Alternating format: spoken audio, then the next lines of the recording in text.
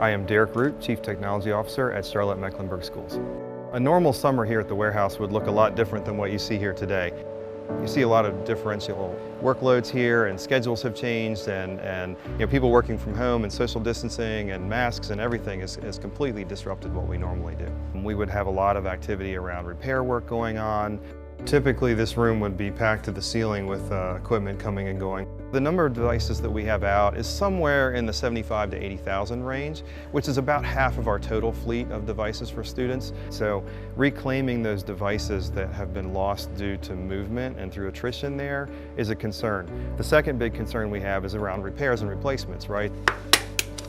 Screens get cracked, students drop things, they get knocked over, and the keyboards get broken very frequently. Outside of that, the actual case itself, while it is rubberized and somewhat rugged, the cases get cracked every now and again. So our student devices are a few years old now and probably should have already been replaced, and this is going to accelerate that problem. So here we have Chromebooks staged up for outbound. They've been through the inventory system, provisioned, and they're ready to go. We're going to have a lot of pressure come August when school reopens. COVID has done a lot to the supply chain on devices. Anybody who's tried to buy a commercial grade laptop has pretty much been out of luck for several months. We burned through our supply of laptops we had pretty quickly and had to start to refurbish some older laptops that we had around just to get people in the field.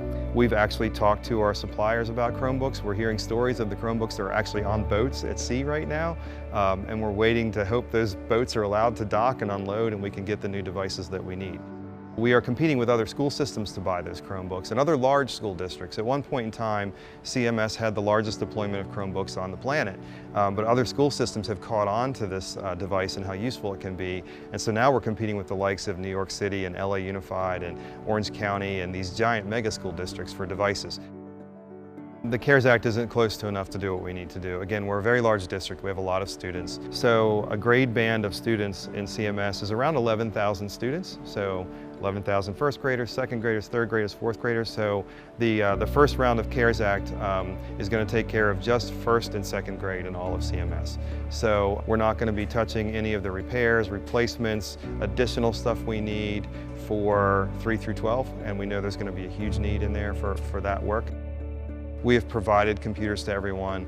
We've done a lot of work around making sure they have internet access, but I still feel like there's a divide in the city and in the county where kids who need access probably aren't getting it. And so that's where the remote instruction piece is really going to take some thoughtful work before we get started back in August again, to make sure those kids don't get lost and left behind, that they get the access that they have the support they need, and that our adults are properly trained to deliver that education even if it's remotely. Technology can enhance education greatly.